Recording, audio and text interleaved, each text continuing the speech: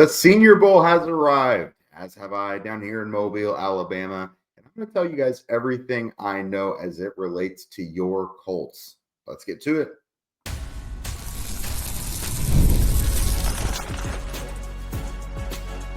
You are Locked On Colts, your daily Indianapolis Colts podcast. Part of the Locked On Podcast Network, your team every day. All right. Thanks for tuning in and making us your first listen of the day. This is your daily podcast covering your Indianapolis Colts, part of the Locked On Podcast Network, your team every day. And Super Bowl 59 is here, and there's no better way to make every play more exciting than with FanDuel Sportsbook. New customers can bet just $5, and if you win, you'll score $200 back in bonus bets. So download the app or head to FanDuel.com to get started. What is up, friends? This is Jake Arthur of HorseshoeHuddle.com coming to you live down in Mobile, Alabama for the 76th Senior Bowl. And this is a big week, for the Colts. Not super competitive, not doing a whole lot in the end of the season as it relates to the playoffs. So for a lot of you, you've been checked out and you've been in draft season for a while now. So this is your time. This is kind of officially the kickoff of draft season. For the Colts, they love the Senior Bowl. Every year they draft at least a couple guys from there. Last year it was Latu. Latu was the best player down here last year. I was here. I can vouch for that. Tanner Bortolini was down here. They drafted him. Jalen Simpson, they drafted him. He's not still with them, but that's a few guys they've drafted.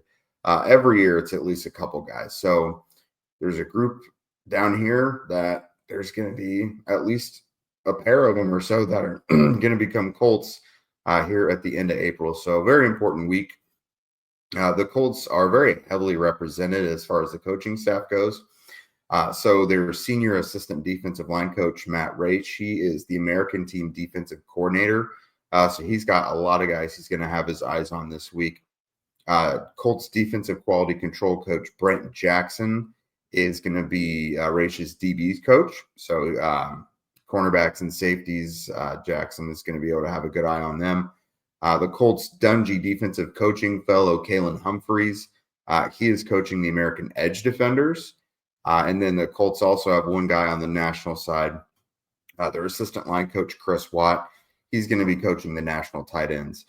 He was actually the American offensive line coach last year. So they must like him down here, kind of cross-pollinating a little bit. So the Colts are going to be able to have their eyes on a lot of guys, and all 32 teams have the same information for the most part when it comes to an outside look at the Senior Bowl and interviews and everything, but not everybody is represented on the coaching staff, and the Colts have a few guys, at least here.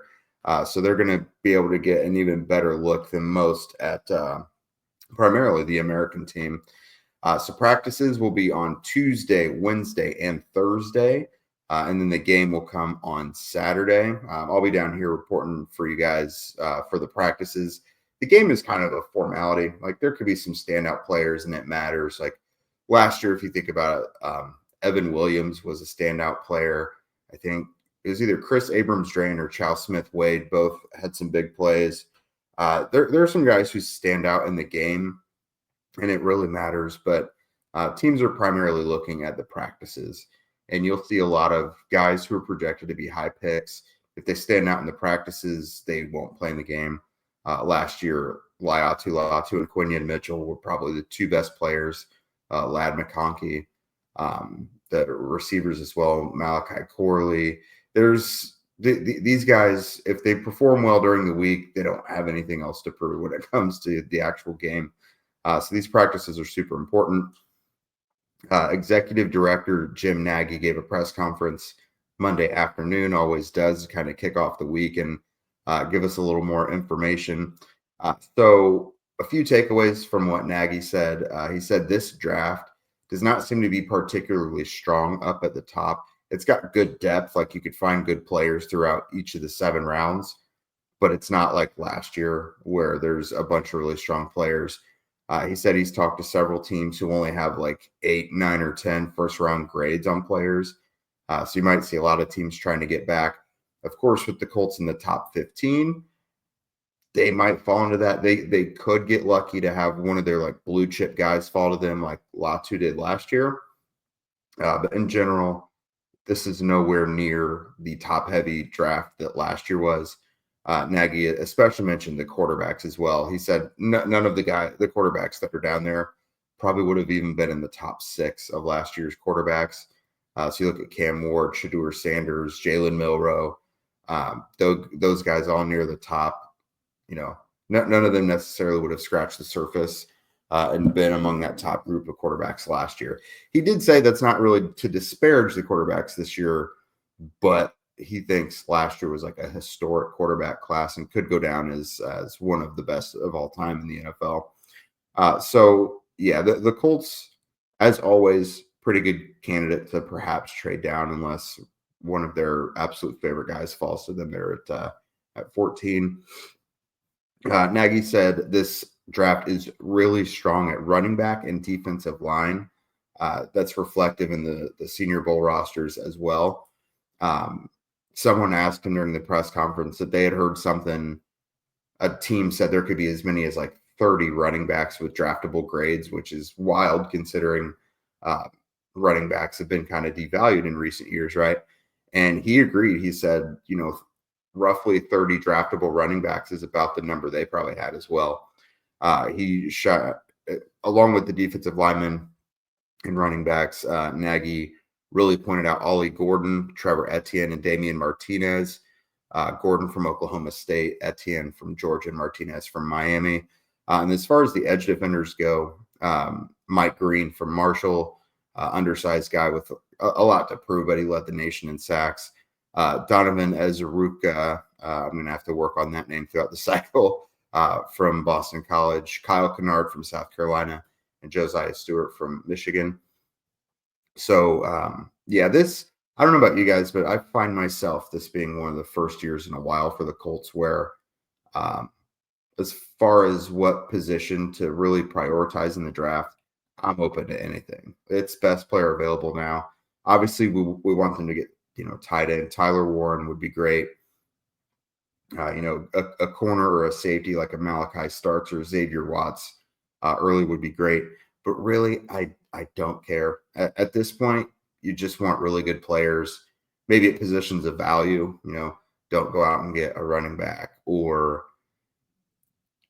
at 14, it's probably okay to go ahead and you could get an interior offensive lineman. Like looking back at it, revisionist history, number 6 back in 2018, Quentin Nelson's going to be a Hall of Famer, but how valuable is that position? There are a couple things where sure, maybe you don't reach and get a guy who is going to be more impactful in the long term in terms of the value they bring to that position, what that position brings to the team. But yeah, overall, it was interesting. We're going to get a much closer look at these guys here coming up in just a few hours, actually. So that's kind of the table setting for you guys a little bit. Coming up, I'm going to talk about some offensive players you guys need to be paying attention to, keeping your ears out for, as well as some defensive guys. I already mentioned a few of them if you read my piece on horseshoehuddle.com yesterday, but I'm going to expand on that. I'll be able to explain a little more and then add some players to it.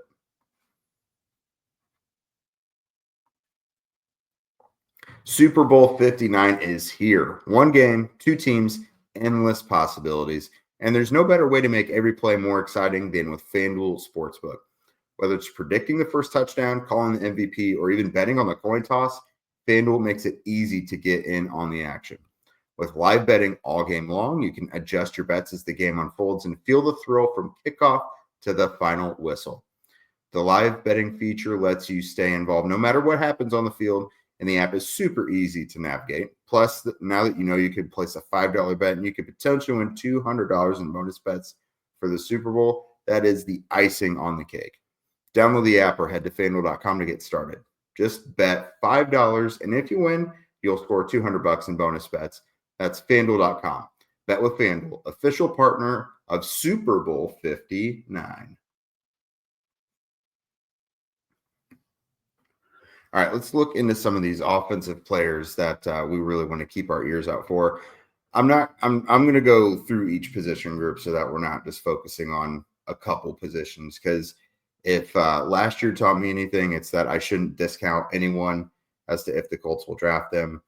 Like I talked to Latu down here last year, but I never considered that the Colts would be drafting him. So I know better now. I will not count anyone out as to if the Colts will draft them or not. So let's look at some quarterbacks. Jalen Milroe, Jackson Dart, and Taylor Elgersma. So Milroe is kind of comparable to Anthony Richardson coming out in that super athletic player, zero questions about that, but all the questions in the world as a passer when it comes to, accuracy, timing, reading the defense, all those things. Now, Milroe is much further along than Richardson was. Been a couple years starter at least. He's got more than the 13 starts under his belt. But people do have all the questions in the world about Milroe developing into a passer. Now, Milroe did speak to the media yesterday. And I will say, as far as work ethic and stuff goes, I'm sold on that kid. He really seems to embrace the work. And I hate to compare guys, but where there were questions about Richardson, kind of doing all the little things that it required to be the quarterback, like not that Richardson wasn't getting work done, but, it's a lot different the work a quarterback has to do versus a defensive tackle in preparation throughout the week. It really seems like Milroe kind of lives and breathes football. And he mentioned several times, the work in the dark, when no one's looking, just the preparation throughout the week that goes into game time. And not even just that, but the off season as well. It seems like Milroe really, really embraces working on himself, working on his game, getting better, collaborating with his coaches. It sounds like he was really close with Tommy Rees when he was there at Alabama, now with the Cleveland Browns. So Milroe is very interesting. By no means a guy you draft and start right away, but I think he's worth a day 2 pick for the Colts or really any team to develop and let them work on their craft. And if he's as hard of a worker as he says he is, then you could probably get something out of him down the line. Jackson Dart is probably the quarterback you guys have asked Zach and I about the most whenever we've talked draft. Ole Miss guy, he kind of falls into that classic thing recently of a quarterback with a lot of arm talent, with a big arm, who can make special plays happen, keep things alive. But there's questions about accuracy, timing, and reading defenses, like all the physical gifts to be like a freak, but the routine things, just, being able to make the layups and, it doesn't necessarily have all the attributes of that, like a pocket passer would have. So Dart kind of falls into that. Him and Milroe, I think this is going to be an interesting week. And I think it's going to be important for people to have a little patience, because quarterbacks down here, the first day or so, there's 3 practices, mind you. The first day or so, the quarterbacks never look good. They're adjusting to new pass catchers. They don't really have chemistry yet with these guys. And the accuracy and timing just isn't necessarily there. So we're going to need a little bit of patience. Quarterbacks are ones you're really going to want to see what they look like on day 3 of practice. And the game kind of does matter for them a little bit, because you want to see if their chemistry with some of these pass catchers has grown. But overall, it's going to be interesting for them. I would love to avoid them being punching bags immediately. We're going to report on them accurately, but give these guys a little bit of patience and don't just assume that they're going to fall into all of the issues people already know they have. Again, because quarterbacks early in the Senior Bowl every year, they do not really look good. They don't necessarily hit the ground running. This other guy I mentioned, Taylor Elgersma, is from Canada.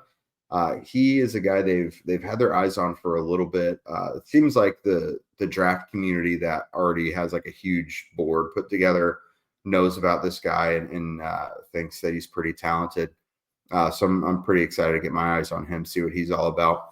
Running back, like Nagy mentioned, very, very deep this year.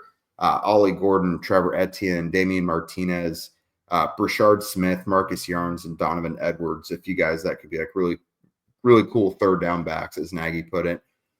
So Gordon, Etienne, and Martinez, those are, 3 down guys. Gordon and Martinez are both much bigger guys. He said Gordon measured in at 230. Martinez was like 240 something. But really mentioned Brashad Smith, Marcus Yards, and Edwards as guys who could really, really contribute in the passing game as well. So that's what the Colts really need. I think especially with how deep this running back class is this year, the Colts are going to upgrade at running back. It's going to be Jonathan Taylor, and like Taylor may still dominate the backfield touches as he should, but they need to get a capable third down running back in there. As good as Jonathan Taylor is, and I've advocated for it his entire career, the Colts can upgrade on their passing downs when it comes to running back. I do love Jonathan Taylor, but he's not the best blocker in the world, and he is not the best pass catcher in the world. If the Colts can grab someone who, like, that's been their bread and butter throughout their career, I think that would be incredibly valuable for their offense. Looking to wide receiver, not a super rich group this year. A couple guys must have backed out. There's the kid from Stanford and Ole Miss that are no longer on the roster. But look at like Jack Beck is a good player. I was listening to a podcast in the last couple of weeks, kind of previewing the Senior Bowl, and someone said, if there's going to be a Puka Nacua this year, Jack Beck is probably the candidate. Nacua is going to be the latest guy for a few years now of people wanting to find the next, and basically the diamond in the rough, the wide receiver you can find on day 3 who just automatically becomes like a dominant receiver. That doesn't just happen every year. But Jack Beck apparently is this year's candidate. Jalen Royals from out west and Tez Johnson, those are both kind of smaller, faster, deep ball guys. Wide receiver is one of the only positions this year where if I'm the Colts, I don't care if they don't draft it. I think they're fine there at receiver. I mean, we know they're 3 strong, and you've got to assume A.D. Mitchell is going to take some sort of step forward. This was a very humbling experience for him as a rookie. So they're 3 strong at receiver already. 3 guys I have no questions about being starters. And then, again, if A.D. Mitchell can give you literally anything, that's great. And they could have 4 capable players. If Mitchell could just play to a wide receiver 4 level, then they're cool. Plus, we got to imagine they're going to give a facelift to the tight end group. So I don't care if they add a receiver or not. I really don't think they need it. Tight end, though, yes. Hell yes, they do. Harold Fannin Jr. is probably the top tight end down here from Bowling Green. Big receiving, not big, but a receiving tight end, about 6'3", 230-ish. There's no questions about him as like a pass catcher and a move tight end, like the classic guy who's been en vogue for the last 15, 20 years. But how can he hold up as a blocker? Because no matter how good you are as those joker tight ends, if you can't play inline at all and you get just ragdolled all the time, that is going to put a cap on how much you can be used. You look at like Jimmy Graham. Like Jimmy Graham was a special player but couldn't block his way out of a paper bag. And I mean, he got to play a lot because he offered a special skill and he had that basketball background. You have to be a special receiving tight end in order to overcome being able to not block, basically. So Fannin is one to watch. The Colts assistant offensive line coach Chris Watt will be his direct position coach as the national team tight end coach. So they'll be able to get plenty of intel there. Mason Taylor from LSU, that is Jason Taylor's son, so he's got a good NFL lineage there. And then Terrence Ferguson from Oregon.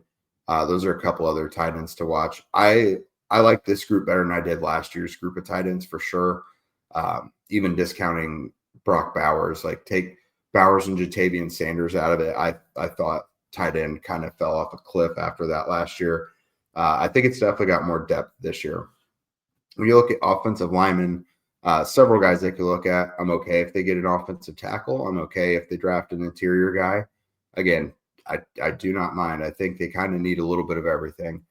Some guys I'm looking at, offensive tackles, you got Jonas Savannah, Armand Membo, and Ariante Ursary. Interior guys, Clay Webb, Emory Jones, Marcus Bowe from Purdue, and Willie Lampkin. So there's some guys here who I think could really move the needle. Obviously, at right guard, that's their big question mark. Do you bring back Will Fries? I think you definitely do. But Braden Smith, do you cut bait there? Because you could free up over $15 million, because Smith is due to make about $20 million this year. And I think that is unrealistic given the current state of things. So the Colts might have one or two needs on the offensive line as it stands going into free agency. So going out and getting a young stud offensive lineman certainly couldn't hurt. That's the cheaper route to go to get a good player on a rookie contract. So we'll see what they do there. Coming up next, we're going to talk defense. The Colts got them a new defensive coordinator, and we know they need a lot of work. As a small business owner, your work does not end when the clock hits 5. Your business is always on your mind, which means when it's time to hire, you need a partner that works just as hard as you do. And that's where LinkedIn Jobs comes in. When you clock out, LinkedIn clocks in. LinkedIn makes it easy to post your job for free, share it with your network, and get qualified candidates all in one place. Just post your job. LinkedIn's new feature can help you write job descriptions and then quickly get your job in front of the right people with deep candidate insights. And here's a pro tip. Add the hashtag hiring frame to your profile picture to double your reach to qualified candidates. It's no wonder 72% of small businesses say that LinkedIn helps them find high quality hires. So post your job for free at linkedin.com/lockedonnfl. That's linkedin.com/lockedonnfl to post your job for free. Terms and conditions apply. All right, so just how we did the offense, we're going to go through each position group of the defense here and point out a few guys that make a lot of sense, especially for the Colts. So the edge group, Mike Green, again, kind of an undersized guy, but super productive, 17 sacks. Now he's from Marshall, so people are wondering about his size, his play strength, but also the level of competition. Is he going to be able to do that to guys from the Power 5, basically? Is he going to be able to do that against guys from the big schools? And there's going to be some good competition. The offensive tackle group isn't as good as it was last year, but there were some really, really, really good tackles last year. But it's still pretty decent, enough to where if Green shows out this week, I think he'll look pretty legit in the eyes of a lot of NFL teams. Kyle Kennard from South Carolina, Josiah Stewart from Michigan, and Donovan Azaruka from Boston College. Those are some guys to keep an eye on. There's also some guys who are not here down in Mobile or they backed out. That would be big-time players for the Colts. But edge isn't the biggest need. Again, you think Latu's probably going to take a step forward. He will probably be the starter next year. Kwity Paye is there, but he's only got one more year left on his deal. It's that 5th-year option. Dayo Adangbo is a free agent. Samson Ebukam, we mentioned that it makes a lot of sense for him to be a salary cap cut candidate. Tyquan Lewis is a bit of an older player, and his contract is dwindling down as well. So they may not have like super immediate needs, but they're going to need edge help in the next year. So get ahead of the problem. Get someone, like a Mike Green, for example. You get him in like round 2, and you do still have questions about like his play strength and stuff. Let him be a rotational player that kind of gets acclimated to the NFL before you truly need him like next year. The Colts always kind of have that balancing act of, the coaches want players who could play right now, but the coach or the front office wants guys with kind of a long-term vision. So it's always kind of a push and pull between that. The defensive tackle group, though, this is a group of guys that could play right away. 2 of them that have really caught my eye: Walter Nolan from Ole Miss and Deion Walker from UNC. Nolan is going to wind up being one of my dudes in this draft. I'm pretty sure. I don't see many people usurping him as one of my favorite defensive tackles. One of my new things I told myself I was going to prioritize this year was play strength. Because a big lesson I learned, and I don't want to let just one miss determine this for me, but I really didn't like Jared Verse last year. I knew he was athletic. I knew he was strong, but when I watched his tape, I was like, He's fine. Like where is the consistent production? I just didn't love him. I think I had him fourth. Latu was my top. I had Chop Robinson in there, Dallas Turner. So Jared Verse, I thought it was fine that he was drafted in the first round, but I was not going to want the Colts to get him. And obviously he balled out for the Rams this year. And you look at him, like, play strength translates pretty much no matter what. Like, if you're strong, you're strong. But he also had the athleticism to go with it. And he's put it together more in the NFL than he had yet at Florida State, and just looks like a prime defensive rookie of the year candidate. So I missed on Jared Verse. And one of the reasons was I didn't really care as much about his play strength. Mixing with the athleticism to equal a really explosive player and to actually put it all together in the NFL. So with Walter Nolan, not going to make that mistake. Dude is strong as an ox, very athletic, very quick and fast. Probably needs to work out a bit more of a pass rush plan, but he's an interior guy. Would be the perfect situation for the Colts, actually, because they have DeForest Buckner and Grover Stewart here already. You can rotate this guy in. Is he going to be less productive than what you've had the last few years with Raekwon Davis, Adetomiwa Adebawore, Eric Johnson, Taven Bryan? Like, it can't get much less productive than what you've got. You can at least get a super high ceiling rookie in here to rotate between two stud players and learn from those stud players. Nolan's a guy who's probably going to go day one, and I would be perfectly fine with the Colts getting him there in the middle of the first round. Linebacker is a pretty decent group this year. Demetrius Knight Jr. from South Carolina, Jack Kaiser from Notre Dame, and Shamar James from Florida are a few down here in Mobile to keep an eye on. Now, I am pretty interested to see if Lou Anarumo is going to have a different eye for linebackers.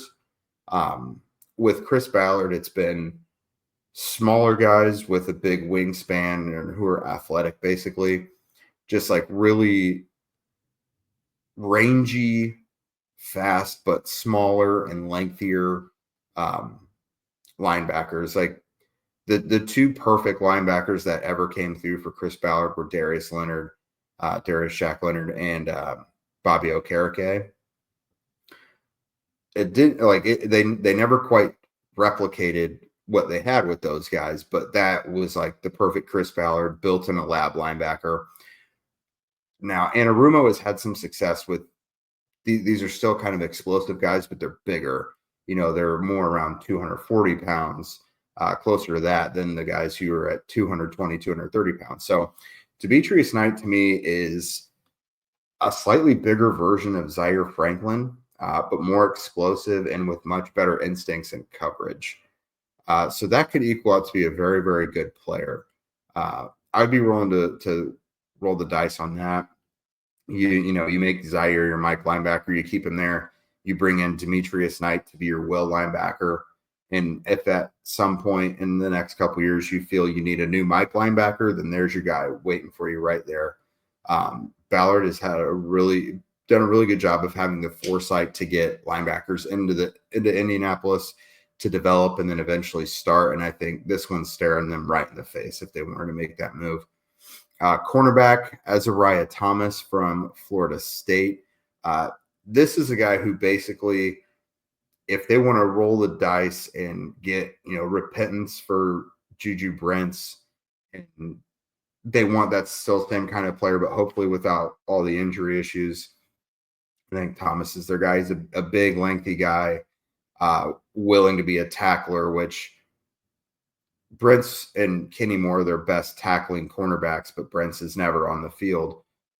Thomas is willing to mix it up and be physical. He's aggressive when it comes to attacking the ball when it's in the air. But he's got a lot of the same questions about Brents does when it comes to mobility and like maybe the fluidity of changing direction and everything, like makeup speed and all that. But those big, long physical corners, the whole point is that they don't let guys get by them. They out physical the receiver and kind of absorb them and shut them down a little bit. And when Juju Brents is on the field, I think he does a great job of doing that. Like when Brents is on the field, you don't worry about how he's performing because he plays really well. And so I think Azariah Thomas is another shot for them to have a cornerback like that. But again, hopefully without all the injury concerns. Maxwell Harrison, another guy to look for from Kentucky. Brandon Adams, Trey Amos. The safety group is not as strong down here as it would have been. It certainly, I don't think, has necessarily the guys that they did last year. Billy Bowman Jr. is one guy to watch. Xavier Watts was going to be here, but with Notre Dame's season running so late and getting to the national championship, he's not going to be here. But Billy Bowman Jr. is one guy. I am excited to learn more about these safeties, though. I got a huge dose of reality when it came to safeties last year because I kind of thought the same thing. I was like, hey, there's just kind of some guys. Cam Kinchins was always my top guy, though, and he looked really good.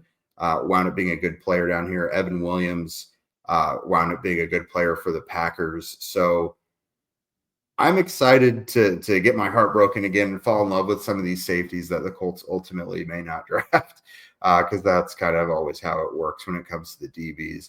I think safety is the position that I'm most comfortable evaluating, and I think it's got my best hit rate.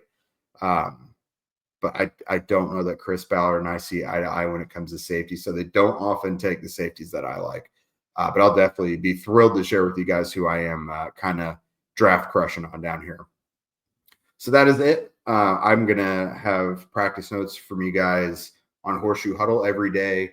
I'll hop on the pod and let you guys know every day what I thought about everything that went on. Again, practice is Tuesday, Wednesday, and Thursday. The game is coming on Saturday. Thank you guys for making Locked On Colts your first listen today. Next, go find Locked On NFL. First, the madman Tyler Rowland is going to kick off your morning with a double shot of NFL espresso, and then stop by the barbershop with Tony Wiggins for some real NFL talk. Find Locked On NFL on YouTube or wherever you listen to podcasts. And if you guys want to become a Locked On Colts insider, chat with us directly, get the inside scoop from the locker room, the press box, what have you, follow the link in our show notes. And if you don't already, follow at Locked On Colts, at Jake Arthur NFL, and at Zach Hicks2 on Twitter. We're also on TikTok and Instagram. Also subscribe on YouTube and wherever you listen to podcasts. We would love those 5-star ratings and reviews as well. And with that, I cannot wait to talk to you guys after the first day of practice.